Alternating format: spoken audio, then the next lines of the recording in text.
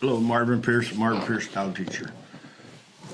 We're here this morning to do a podcast and live video, right? Yeah. On YouTube is where the video will go. Yeah, it'll go on YouTube, not on Facebook. Well, we can share the YouTube video to Facebook, yeah. Okay. But we're talking about dogs in their first week here. Yeah. So if you're listening to this, you've recently dropped your dog off for boarding. And you should be listening to this Yeah. if you recently dropped your dog off. That's the whole purpose of us spending our 6 inches of snowed in morning here, the warm table, talking about dogs and people drop their dogs off and how traumatizing it is. It's hard. You two know. I don't. Yeah. You want my dog? Let me know. I'm going to tell you all of them, all four of them, and the other half. Yeah. But really, it is hard. And one of the things I want to touch on here is some people it's not hard. Some people just barely slow down when they come by and throw me their dog. Some people don't even get out of the car. Correct. I've had people hand me the dog out the window. Yes. I've had people have other people deliver their dogs. So, and then I've had people that's really just, I mean, it's emotionally stressful. Yeah. To drop your dog off here and make them sleep in a kennel where it's, 60 degrees or in the winter. And I don't know, last summer it got up to 80 one day when it was 106 outside. Because we do have heat and air conditioned kennels. And if we have dogs that, are short of hair or whatever, we put jackets on them. We have a lot of dog jackets here, so it's not like your dog's going to be freezing to death here. Every once in a while, we give the little dogs a blanket. Yeah. Very rarely, but then, like right now, we've got a little portable heater in one front of one dog's kennel just because they don't have no hair. We really do look out for your dogs, and way more than I ever did my cow dogs. Cow dogs for 20-some years. Probably in 20 years, there's been maybe 30 days I've had a heat light in there. But my dogs had an outside run where they were actually outside. They was always under the roof, but they were outside. But they could go through a hole in the wall and they'd go into a bed with straw and stuff in it. And they were fine. I never had an issue with it. So we're going to talk. What are we talking about? I'm just going to give you the subject lines, and then you can touch on it, Suzanne can touch on it, and I can touch on it. So. Okay. But remember, mostly listen to what I say. Depends on who your lessons are with. Listen to Bianca and Suzanne too. They have really good points that I don't. So this is two separate subjects, and I'm going to attempt to keep you on track. What the first week looks like for your dog, behavioral dogs. What about what it looks like for me? It's rough on me. For behavioral dogs, it is rough on you. We got a turd up there now that's been here like 3 days, and he still wanted to eat me last night. He don't like you. No, he don't like men. No, correct. And they brought him to a man trainer. Yeah. That tells you what they think of me. No, but it is hard on these dogs, and I'm going to touch a little bit about behavioral dogs in the world I live in. Yeah. You have dogs, and we've got one that's supposed to be coming in for the last few months, and I think he'll be here one day. He just has allergy issues and he's ear been in infections the vet and for some tummy infections. I don't know. stuff. But he's been to trainers. They spent a fortune on that dog in training, and they can't get him around dogs because he just wants to kill dogs. But I handled the dog once at a consultation. They brought him in, and I don't. We're going to go back. I'm going to back up to what we're talking about, what it's like for that dog when it comes here. Just like the dog we have here, Riley, right now, he hates me. Yeah. And Eliana last night, are you going to take Riley out? I'm like, hell no, I ain't taking Riley out. You're taking Riley out because it's like 7, 8 o'clock at night, and I don't have time to spend an hour with Riley to get him kind of right in his head that I'm not going to hurt him. Right. So Mariah took Riley out to that turn, and you handled him, I think. Yeah. Suzanne and Bianca's who I'm pointing at. And Mariah's handled him, and Eliana's handled him. I don't know, Nancy's probably handled him, but I haven't handled him. Because, you just supervised. Yes. And now he's better with me, He's not lunging at me no more and trying to eat me. And what is he, a doodle? Yeah. Bernedoodle. Lab or? Bernedoodle. Bernedoodle. Yeah. And he don't like men, and he don't make no bones about it. But last night, Eliana took him out to the turnout pen, his outdoor kennel, and put him in there, and life was really good. Well, Eliana went to get him out of the outdoor pen, and I just walked out the back door and spoke, and holy crap, it was on like Donkey Kong. I mean, he went to the back corner, he wasn't coming out, and so I said, okay, I'll leave and let y'all have your time together, and I left, and I was gone for a little while, and I'm like, I might go check on her because there's no Eliana and Riley. So I go back door and I said, hey, she's like, well, he's being a little snarly at me. Yeah. All right. So I said, I'll go get him. So I had options. I could have put my slip leash on him and we could have talked about it, but I didn't. I walked in the kennel and he lunged at, and then he went on by me. And he went out, and then he wouldn't go into the kennel, the barn. So I went out the other corner, and he lunged and went by me again, went back to the kennel, which I had shut the door. And Eliana had the kennel door open all the way into the main kennel. He's off leash at this point. Off leash, yeah, I never caught him. Yeah. And because I didn't want to fight with him, Yeah. And so I walked over by him again, and he ran into the kennels. And then he went around and started going in his kennel, and he decided to make a run for it. And another dog was on the other end of the kennel, can't remember her name. But she barked, and he's like done about face, says, oh, I ain't going by her, she's mean. And she was in the kennel, so he ran back into his kennel. And so Eliana shut the door. Now, talk about why you didn't put that dog under pressure at this point in its first week. Well, the main thing is I didn't get him out of his kennel. Right. And I like to get the dogs out of the kennel if I'm going to handle them like that. Unless I have to. If one of y'all are in trouble, then I go get the dog. But Of course. it wasn't enough trouble that I needed to get the dog because he didn't try to bite Eliana. He just kind of snarled, snapped at her a little bit. Right. And so for me, if I want to start with him, I'll be the one to get him out of the kennel. Yeah. And then I'll take him out, probably to the round pen with some cool dogs, Mari and Roxy and Bear and whoever. And I'll get them dogs to come over to me and be petted and stuff. And Yeah. I kind of feel that I'm letting Riley see that life's not like he sees it in his Right. own mind. Rather than pressuring him. Yeah, too there's no soon. reason for me and him to fight about it, Yeah. and argue about it and get him on a leash. And I know there's all kinds of ways to fix dogs like this. And 20 years ago, I would have handled it differently. Yeah. But now, a few thousand dogs later or whatever, it's like there's no reason to rush this dog. And I think that's what gets people in trouble with dogs so much is they try to hurry, and train a dog. Yeah. And they go by that point of the dog listening. Yeah. And like what you're saying, you're letting the dog see other dogs be handled by you and have fun Yes. with other dogs, not to tease him, but to let him know, look, this is what life can be like. Yes. I'm going to give you a few days to think about if you want to try and do that. And it's like taking a kid to a fair and they are afraid of all the rides, but they watch all the other kids doing it and then they're like, maybe I could be brave and go on the ride. Yes. And then they have fun. But if you force them to go on a roller coaster, they're never going to want to go to the fair ever again. Yeah, and on the same note, here a while back we had a dog that had the same issue. I don't remember what dog it was now, but it was one that tried to dog fight.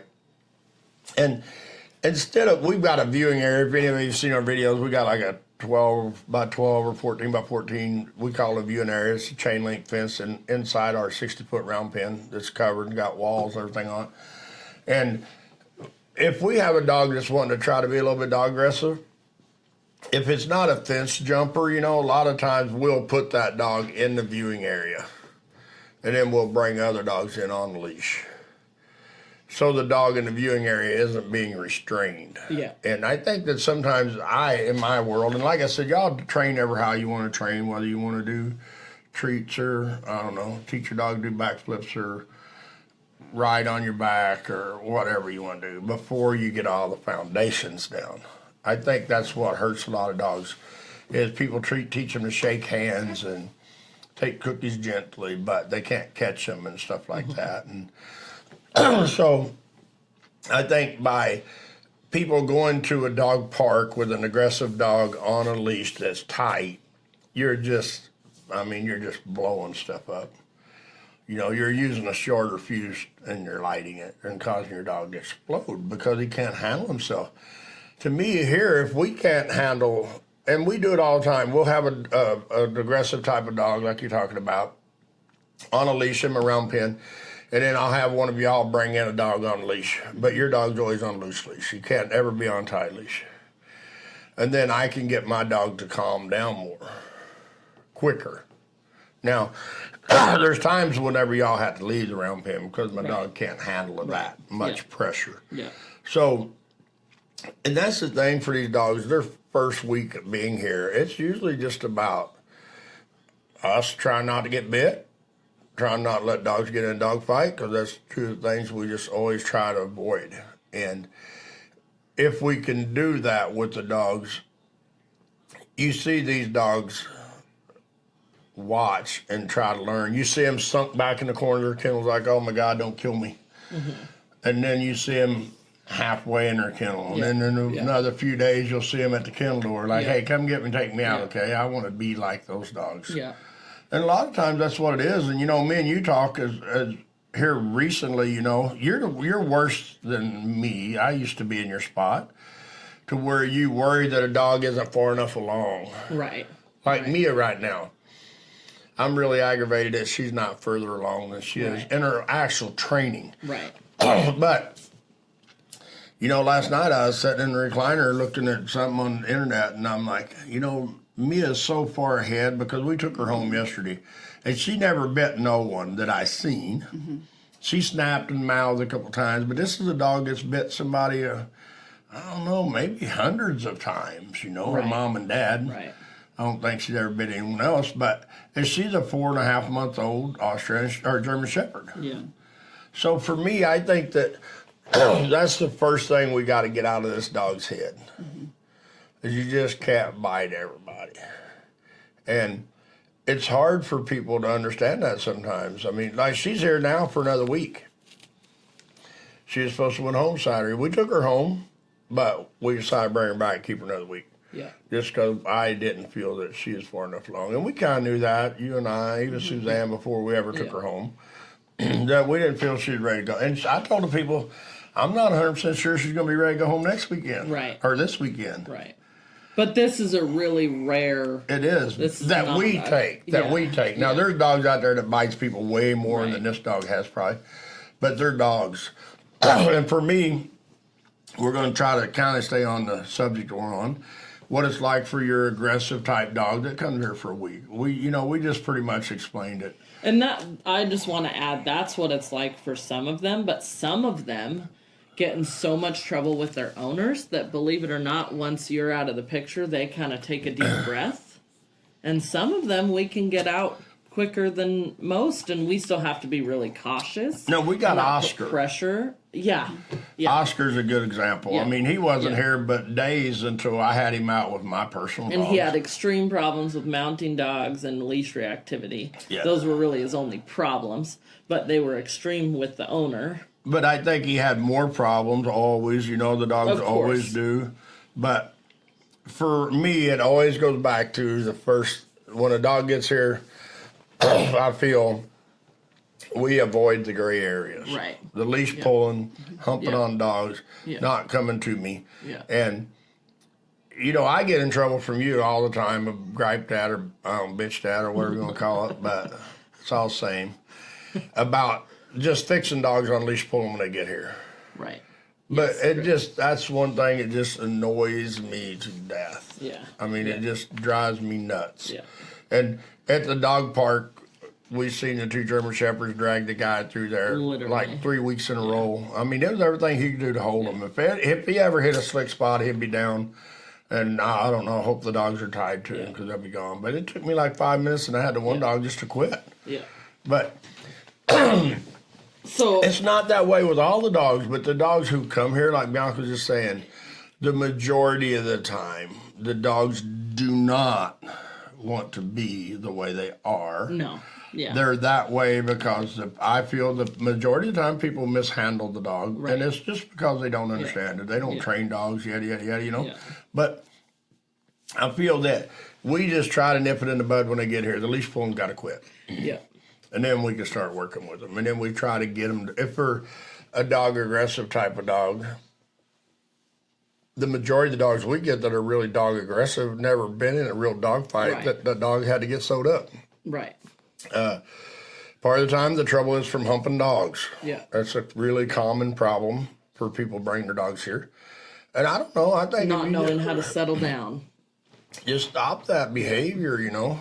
But So I think we covered that, what the dog's just like. I And mean, you they get fed 2 meals a day. They get to go in and out of the kennels all the time. A lot of these dogs don't get to go out in our big playgrounds or half acre or whatever they are. We don't take them out there until we're confident we're not going to lose your dog. Yeah, they've got to, they've got to have a pretty good recall in the round pen on them. They got to have pretty good leash manners. They got to be good with dogs to a degree. Now, some dogs, we got 2 dogs been here, 1 2 weeks and 1 a week, Diego and Clarence. And they haven't been out with other dogs yet. They probably will be today or tomorrow. We'll start mixing some of my dogs in with them. Yeah, and there's always a good reason for why. And the reason why with those dogs is just because they're kind of shit disturbers.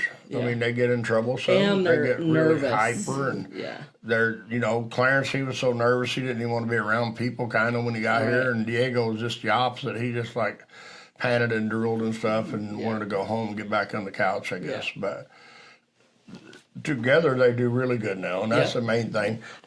When I don't think they'll be this way with the owners. They weren't this nervous when they came. Yeah, it's just they're in a new place. Yeah. So every dog is kind of treated different when they come here. But the bottom line is we avoid the gray area. We're fair to the dog, and we make sure the dog don't pull on leash. And that's a whole different subject that we're going to talk about is the reason the board and train is so good. Some people, I have a few frequently asked questions or frequent thoughts of clients is the first day they drop their dog off, it's like some of them really worry, like, did I make the right decision? And I think what you were just talking about, right when you get the dogs out of the kennel, they're not allowed to pull on the leash. And it is really hard to replicate that at home. It is. So every interaction that we're having in that first week matters. And that's why sometimes we're the only ones to handle the dogs, even if they just go potty, because we, 1, don't want to do anything wrong by the dog, but 2, we want everything to matter the way they're handled. And so... And the confidence level. Yeah. And the handler and the dog, You can be as confident as you're like, I'm 100% confident so I can go get this dog out of the kennel. Yeah. Like Suzanne was with that little mean dog the other day.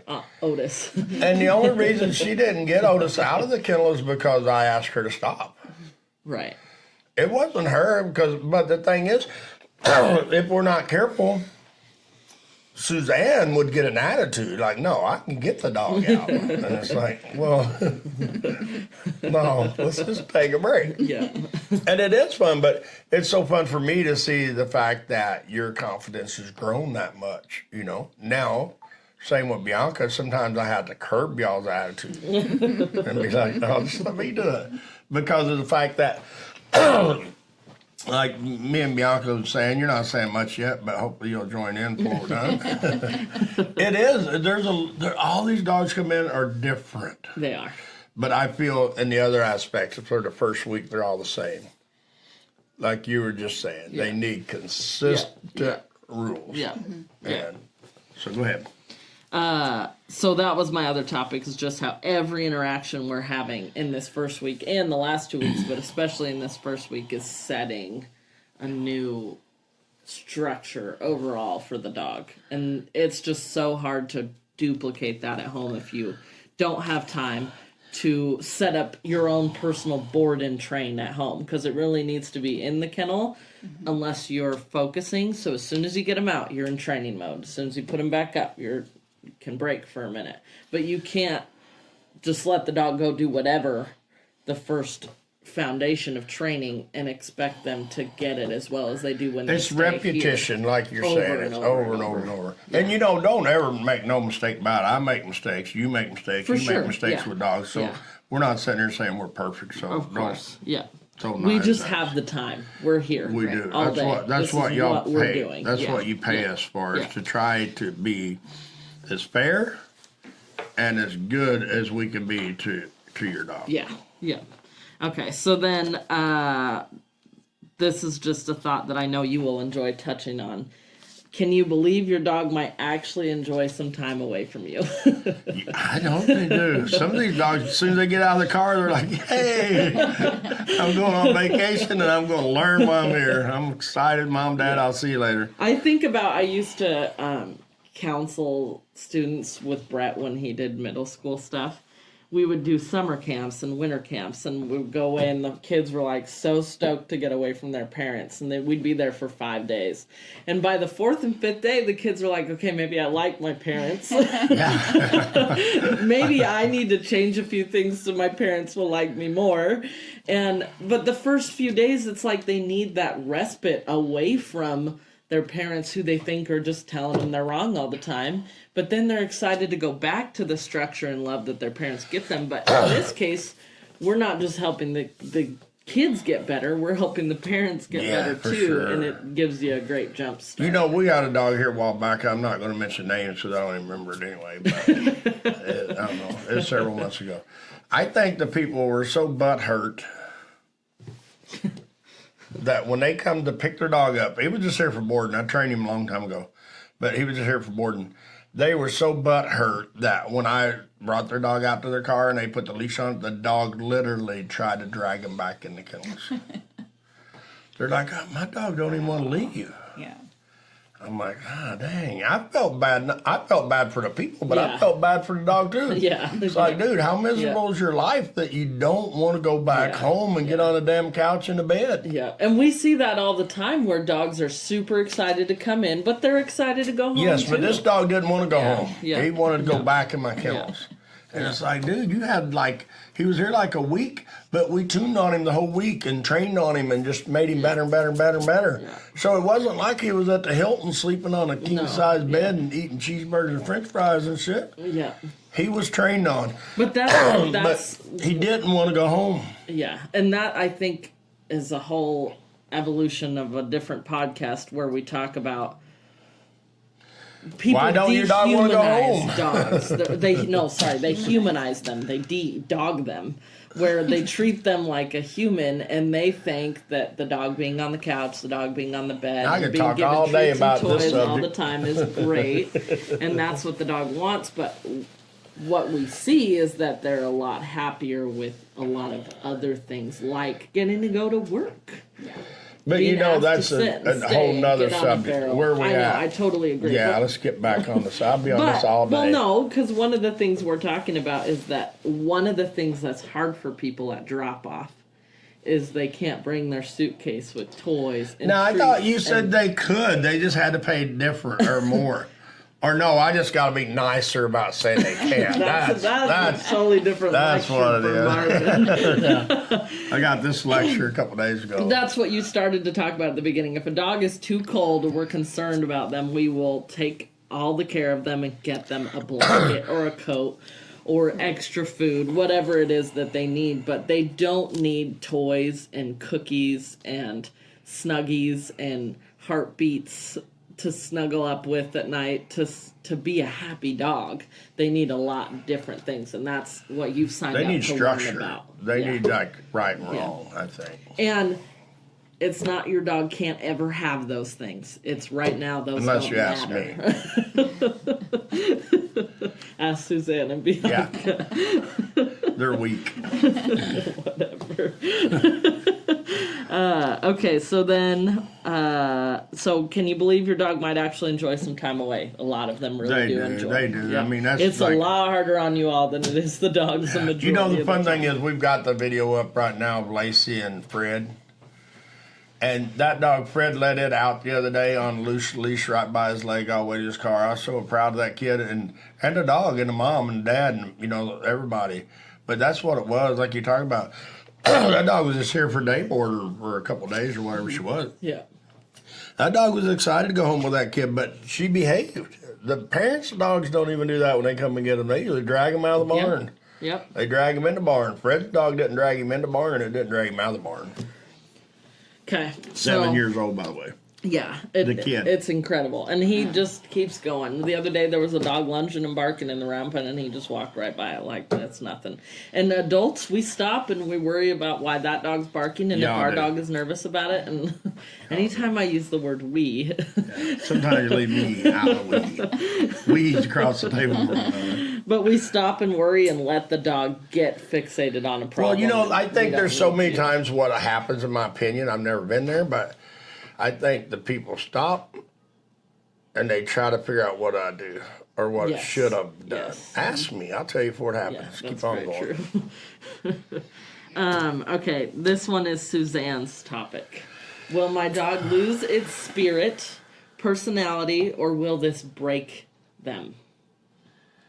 No. Suzanne's So topic. I think that people have that question. That was They a do. question that I They do. had, Yeah, and I brought that up, and I was really worried. And I can tell you firsthand experience that it did not break my dog. Yeah, and we have that happen a lot. Yeah. And the thing is, for me, is I feel that I'm trying to figure out the right way to say this. Somebody the other day is like, "Come on, Marvin, just spit it out. I want to hear it," but I can't. I feel that depending on how you train your dog. I go back to my cow dogs because that's what I started training. I trained a lab once in '93, then I started training cow dogs like 25 years ago now. And I mean, there's not very many days since that time that I don't train a dog. Even on vacation, I train a dog in Walmart parking lot. I don't care wherever I'm at. But I can tell you now that there's way more dogs that are scared, timid, can't go on walks, can't get off leash on walks. The people can't open the front door of the house because the dog will escape. They can't open the car door because the dog will escape. And why?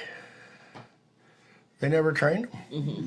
They never trained a recall. They spend a lot of times getting Fido to sit, In the house. to stay, maybe in their fenced-in yard, but they can't do it down at the river, the boat docks, because if Fido breaks his stay, he's gone, Yeah. So I think a lot of times people just misunderstand a happy dog versus a institutionalized dog. Yeah. And if you really go back to it, I feel the majority of the time, if you treat your in-the-house dog the way majority of people do, it's really hard for them to have the privileges that our clients' dogs have. Because of the fact that one thing is, and not saying you can't, because you can train a lot of different ways to end up with what we have. I did. My first dog I trained, Sport, back in '93, bird dog. I never used electric collars. I never used prong collars. All I used was choke chain and a regular leash. But I could not imagine what you could do to get that dog to run away from me or not come to me. I can't imagine it. I mean, 300 yards, he would sit, spin around, and look at me and watch for hand signals, whatever. But that was an exceptional dog, and it was an exceptional time in my life. Right. But the key word was I took the time every day, every morning, every evening. I trained on my dog. And he was not locked up in a house where he could terrorize stuff. He was kept in the kennel, and he was kept in my backyard. And he got away a lot, so don't think he was perfect. Because I remember the lady in dog control in Newburgh, she had me on speed dial. Got your dog. Your dog down at school playing with the kids. They're all petting on you. You want to go get him, or you want me to go get him? We had a frequent flyer. Give her $10. Give me my dog. I didn't have to do all the paperwork shit because he did get loose. So I didn't have him contained very well in my backyard. Right. But when that dog was with me, he was like as perfect dogs I've ever owned as far as rules. So I think that a lot of times these people that worry about breaking their dog's spirit, their drive, they don't need their drive broke. They don't need their spirit broke. They just need to have some gears installed. Yeah. And some Yeah. rules that they Yeah. understand that Yeah. there's a consequences. Yeah. And people talk about prong collars, e-collars, how mean they are. No, I don't see that. I mean, I see people mishandle them, For sure. but it's accidental. And if it's here, we always just stop it. We're like, hey, wait, I had a dog yesterday with electric collar, and I think that y'all probably thought I was killing Duke. Oh, no. And it was only on one, and he was just pissed. Yeah. And he would do it on vibrate because he was just mad. He's like, no, I can run away. And it's Yeah. like, dude, you can't. You got to come back. Yeah. And, but like And I this said, is a dog that yips if you don't open the gate. yeah. I mean, he just is noisy. Yeah, he's a husky mix, so he just likes to speak. He does. He has a lot And I to think say. if I could have heard what he was saying, understood him, it would probably been bad because he was probably giving me a cussing. Yeah, I don't want to come to you, Yeah, Marvin. like I'm done. I'm going to do my own thing. I'm going in the kennel and I'm going to get on my bed and I'm See you going to take a later. nap. So just let me go.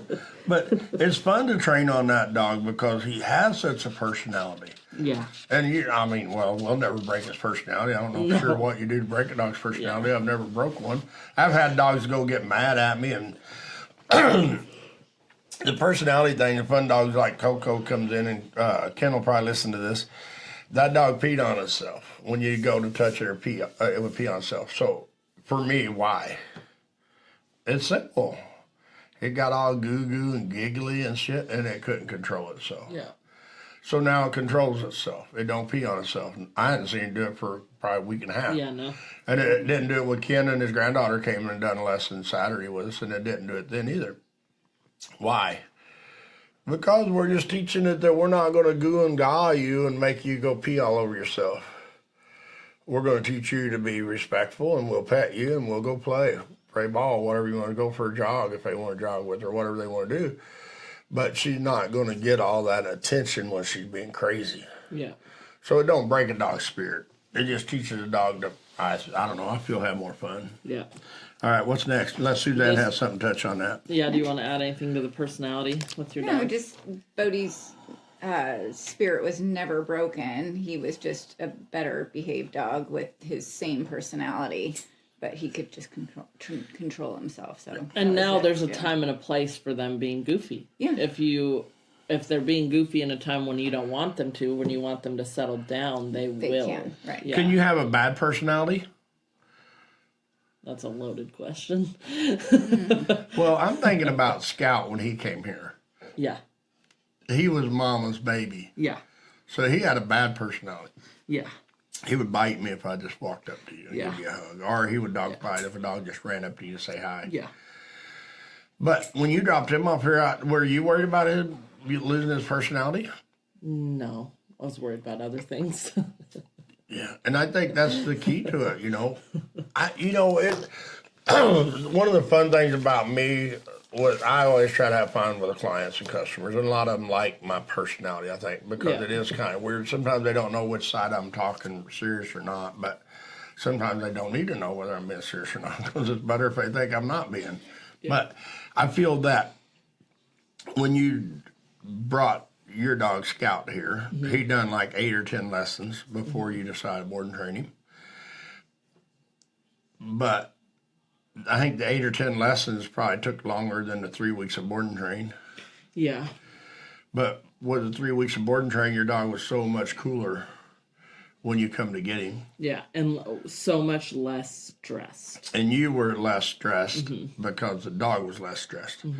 But But because he's my baby, I cared way more about him being less stressed. That was my motivator. that's what you were stressed about, I know. getting him unstressed. Yeah. Yeah. So it all comes back to Yeah. the same. The human stressed, the dog stressed. I'm not stressed. Yeah. I just want the dog to go on home and come Yeah. back in a week. What's Yeah. interesting, I was worried about my dog losing his personality or whatnot, and you weren't worried about that at all. No. But you had an aggressive dog, Yeah. but you found his personality after the training. Yeah. Because Yeah. all of that stress and all was Yeah. gone. Yeah. And the fun thing is now with him is with his attitude, personality, kind of sometimes the same thing. Yeah. Like the video you showed us with him trying to pose for his pictures Yeah. until he playing with a stick. Yeah. He's like, I had enough of this shit. I want my picture He taken. did. Get He Tilly out totally of there. did. Yeah. And yeah. so it was a fun Yeah. personality. It It wasn't is. like I Yeah. want to go bite and Yeah. fight. Yeah. you know? He's a sassy little shit, but a polite one. Yes, and that's the difference with people. They just the other day we had a dog that came here recently, and the people just bragged and bragged and bragged on the dog for and I stand there and listen. Sometimes I'm like, "What's the accept?" And they're like, "Well, you bit someone." I'm like, "That's kind of important." If I'm not never claimed to be normal. Nobody accuses me of that. But if I went to somebody with my dog who bit somebody, and they're like, "Well, how can I help you?" I'd be like, "Well, this pot liquor bit somebody, and we need to try to fix the problem." I would just skip all the good things. I would skip them. Just like I told the kids whenever we sold a horse or two around here, over the years, I said, if somebody buys a horse from us, they have to know every problem. And then we tell them good stuff. Yeah. But if there's one problem, they need to know what it is. And the dog people, they just have a hard time. It's like they just can't say my dog bit somebody. Yeah. So they just go all around. They feel they have to say all the good things they have done, so we don't think they're bad dog parents, and that's not at all what's going through our head. We're never you thinking, are here for a reason. We want to help you, and if you tell us all the bad stuff, we can help you a lot more. Yeah, and it's just hard. And for me, it's always the same. I always tell people that your dog will tell me the truth. So you might as well own up to start with. Yeah. And they just have it. And sometimes they don't know what's wrong. I mean, they don't know all the problems, and that's the reason they have them, because they didn't recognize them when they started, like yourself and yourself. Yeah. All right, what do you got? Talk about excuses in dog training and making time. Man, we were just talking about that. Yeah. So when's this going on the internet? Oh, we got to get it approved by the tech guy, or whatever we call that guy, Brett. But I was throwing this out a while ago before we started.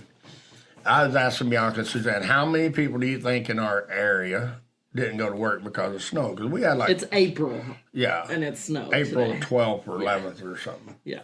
And we had like 6 inches of snow here. Going over towards Suzanne's house, there's probably 8 inches on top of the little peak over there.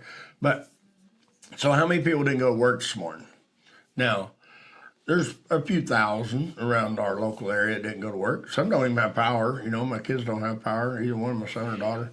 But I'm betting that the people with the problem dogs that need to train on them, not our people, the people who's been here, they probably got up and were like, damn, we're going to train on our dog like Marvin said. But the other people maybe got up and had another cup of coffee, another cigarette, another glass of wine, depending on if you've been to bed yet, but or beer. But, or they went to the gym and they worked out some more, you know. Yeah. Or they slept in. They hit the snooze on their alarm until they got tired and they shut it off. But they didn't go train on their dog. That's an excuse. Yeah. You should have been like, damn, I'm going to get train on my dog this morning, and I'm going to take a break for a couple hours, and I'm going to train on my dog some more. So, I feel that you never want to contact me and get a hold of me, which is pretty hard to do, because they have to go through, like, sometimes Carrie, Jocelyn, Bianca before you get to me. Sometimes Irene, depending on what phone number you call. But you never want to call me and say, hey, I don't have time to train my dog. Mm-hmm. You have time. I'll figure it out for you if you need scheduling help. But sometimes it's not the fact that you don't have time.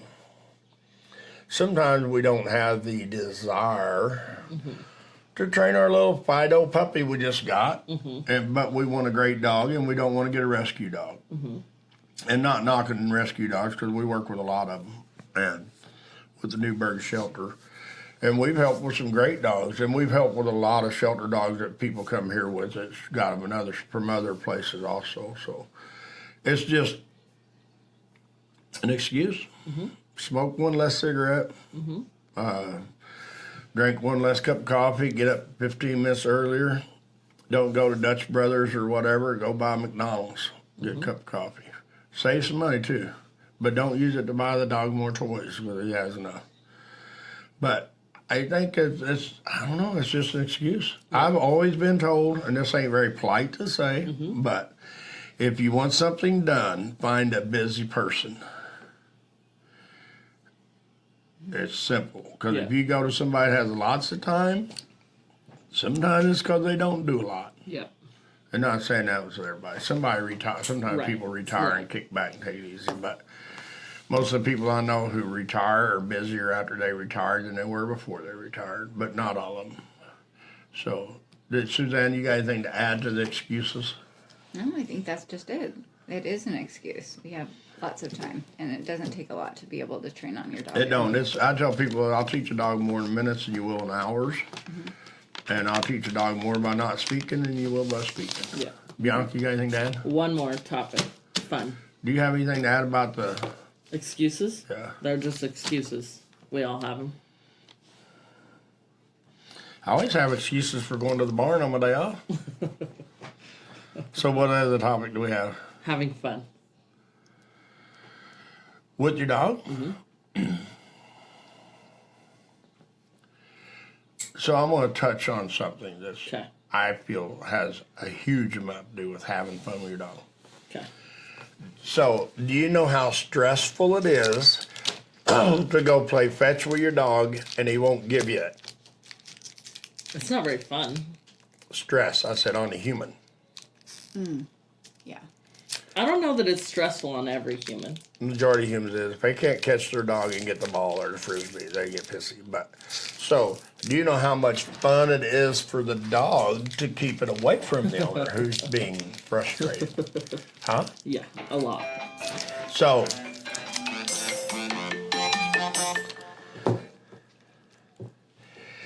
for me, if you turn that around and you train your dog that he has to come to you regardless, and then he has to drop the ball, that's when you can have so much fun with your dog.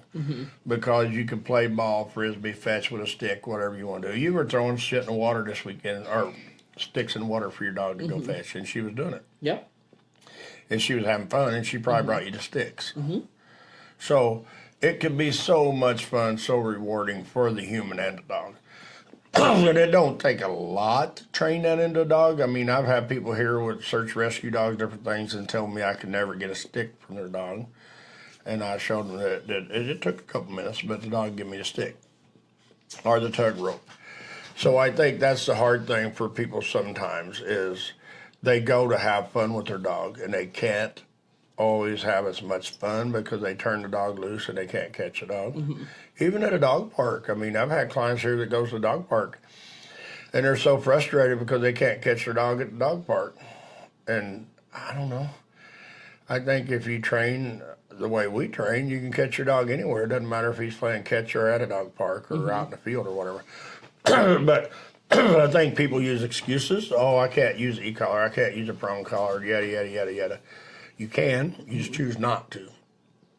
But your dog goes back to not having the fun that he could have because he don't have an owner who has the confidence that they can catch their dog and they can control their dog in that situation. And even if you have a real problem dog that you just can't ever get over a problem, like dog fighting, you can still take your dog wherever you want to go and control your dog so your dog can't get in a dog fight because he can't go to the other dog. Now, you can't control people's dogs that are loose and they can't control, but you can control your own dog. Yeah. And open up more opportunities to take your dog places and do more things with them. Anywhere you want to go. To worry so much. Yeah, legal. Yeah. Even with Mia over there, that lady was so excited because that dog just sitting laying by her feet Right. while we were talking. I mean, that lady was having fun. And so was the dog because the dog was with mommy and daddy and being good. And it was calm and not stressful. Yeah, he was just chilling. And that dog couldn't chill when we met it 3 weeks ago. Yeah. And you know that some of these dogs are destined for what happens to them in life. And we've had, I don't know, I over the years had lots of dogs here that couldn't be trusted Yeah. by their owners around dogs. And the majority of the time, I feel that people use the prong collar and put pressure on a dog that's already mad and agitated, and that doesn't work. I always say you got to have a loose leash to have a good dog. Yeah. If you can't have a loose leash, then it's hard to have a good dog. And back to the fun, dogs can have fun in the house, you know. Trin, Jody's old dog, was here with us for, I think, 15 years or 16, whatever it was. She played fetch in the house a million times from the couch in the living room, well, the recliner, whatever it was, to the hall wall.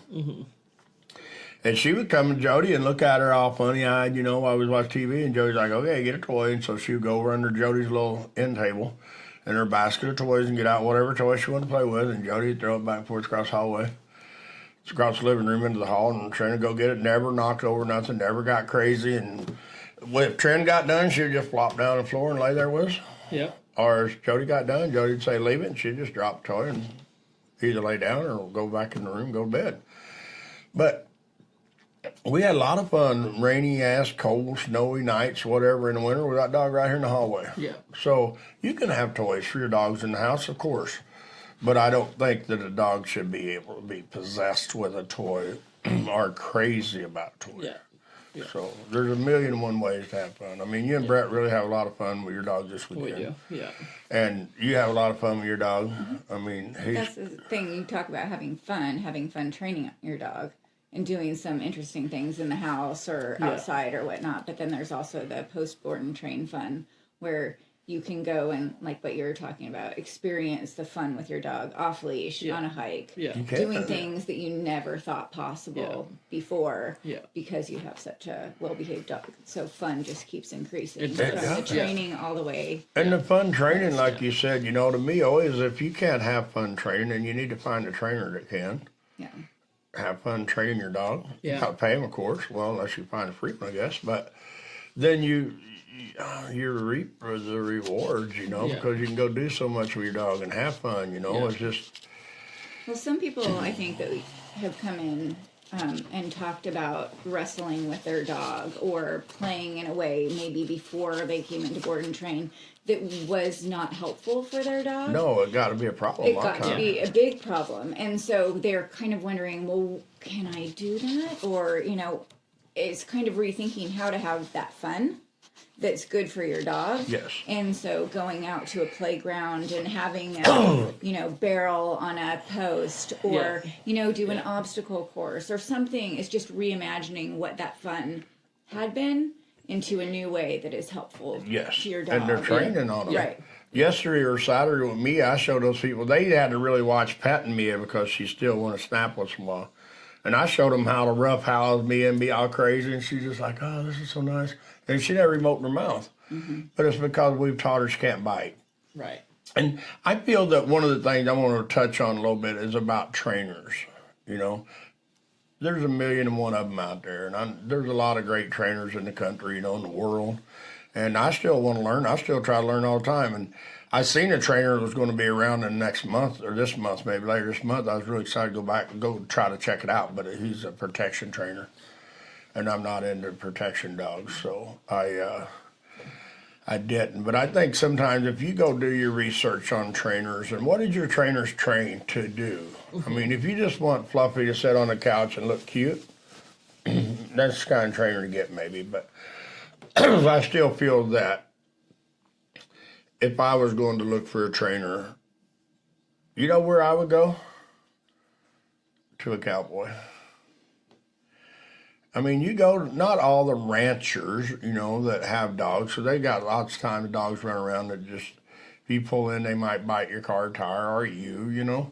But for me, the cowboys that I hung out with, Scott Allison, Jared Lee, Fred, you know, I don't know how many of them, Gary Erickson, all the ones that I knew that I visited with, their freaking dogs minded. They was well respected. They had jobs to do, but yet they had a dog life too. They weren't just work and locked up, work locked up, work locked up. They had a life and they got to hang out with people and kids and lots of dogs, and they couldn't fight, you know. Versus if you sometimes teach a dog to heel, for me, I don't know it. I don't think it takes a long time with a leash, you know, especially.